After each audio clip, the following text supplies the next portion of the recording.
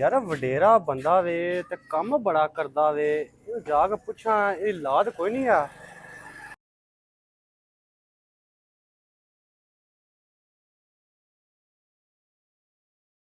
बाबा जी हाँ जी। ये किवें काम कर लेंदे हो वडेरी तुहाडी उम्र है तुहाडी लाद कोई नहीं है। ਉਹ ਜਿਹੜਾ ਵਿਹਲਾ ਘਰ ਲੰਮਾ ਪੈ ਰਹਿੰਦਾ ਹੈ, अच्छा ਮੈਨੂੰ ਉਹ ਕੰਮ ਤੇ ਘੱਲ ਛੱਡਦਾ ਹੈ ਤੇ ਅੱਛਾ। ਮੇਰੀ ਕਰਦਾ ਉਹ ਬਿਸਤੀ अच्छा ਤੇ ਮੈਂ ਫਿਰ ਕੰਮ ਕਰਕੇ ਜਾ ਕੇ ਫਿਰ ਉਹਨੂੰ ਪੈਸੇ ਦੇਣਾ। ਲੈ ਪੁੱਤਰ ਤੂੰ ਖਾ। अच्छा ਹਾਂ, चलो हाँ टुरो ना पूछ लेने आ चल के। ਤੂੰ ਵੀ ਬਿਸਤੀ ਕਰਵਾਣੀ ਹੈ। आ हाँ टुरो तुहाडे मुंडे नूं पुछने आ चल के। ਪੁੱਤਰ ਉਹ ਮੈਨੂੰ ਰੋਟੀ ਖਾਣ ਲੱਗਿਆ ਬੇਸ ਕਰਦਾ ਹੈ ਤੇ ਤੂੰ ਵੀ ਬਿਸਤੀ ਕਰਵਾਣੀ ਉਹਦੇ ਕੋਲੋਂ। ਤੂੰ ਰਹਿਣ ਦੇ। बाबा जी चलो हाँ टुरो चा के पुछने आ। ਚੱਲ ਟੋਰ, ਮੈਂ ਤੇਰਾ ਚਾਲ ਲਵਾਨਾ ਵਾ। ਚੱਲ ਟੋਰ।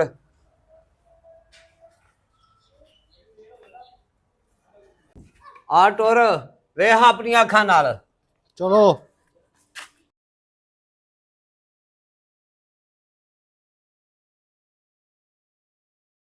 ਪੁੱਤਰ ਤੂੰ ਇਸ ਤਰ੍ਹਾਂ ਕਰੀ, ਤੂੰ ਮੇਰੀ ਗੱਲ ਨਹੀਂ ਨਾ ਮੰਨਦਾ ਤੇ ਤੂੰ ਇੱਥੇ ਨਾਲ ਲੁੱਕ ਕੇ ਬਹਿੰਦਾ ਰਵੀਂ, ਸੁਣਦਾ ਰਵੀਂ, ਠੀਕ ਹੈ?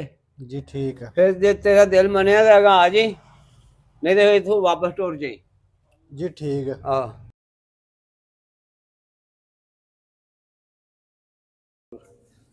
ਲੈ ਤੂੰ ਇੱਥੇ ਸਾਈਡ ਤੇ ਹੋ ਜਾ ਤੇ ਮੈਂ ਅੰਦਰ ਜਾਣਾ ਤੇ ਫਿਰ ਵੇਖੀ। जी ठीक है। ਆਹ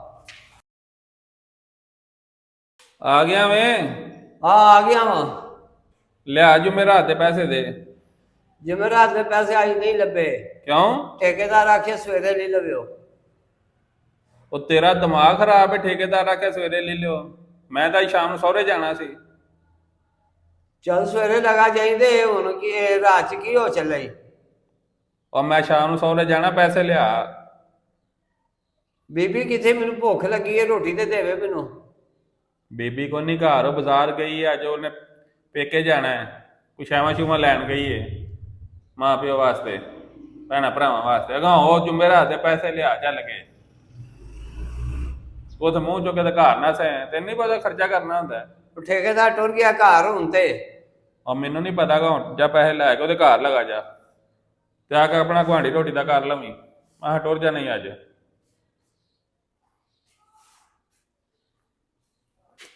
तोबा तोबा तोबा तोबा किड्डा दा जालम मुंडा है।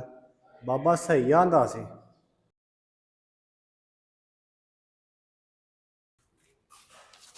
ਸੁਣ ਲਈ?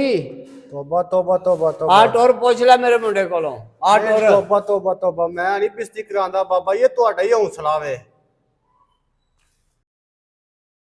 ਪੁੱਤਰ ਇਹ ਇੱਕ ਦਿਨ ਦਾ ਕੰਮ ਨਹੀਂ, ਇਹ ਰੋਜ਼ ਦਾ ਕੰਮ ਹੈ। ਕਦੀ ਰੋਟੀ ਲੱਭਦੀ ਹੈ, ਕਦੀ ਨਹੀਂ ਲੱਭਦੀ। ਉਹ ਜ਼ਨਾਨੀ ਜਿਹੜੀ ਹੈ ਨਾ, ਨੂੰਹ ਮੇਰੀ, ਉਹ ਮੁੰਡੇ ਨੂੰ ਲੈ ਕੇ ਪੇਕੇ ਟੁਰ ਜਾਂਦੀ ਹੈ ਤੇ ਫਿਰ ਮੈਂ ਇੰਜੇ ਲਗਾ ਫਿਰਨਾ, ਕਦੀ ਖਾ ਲਈ ਕਦੀ ਨਾ ਖਾਦੀ।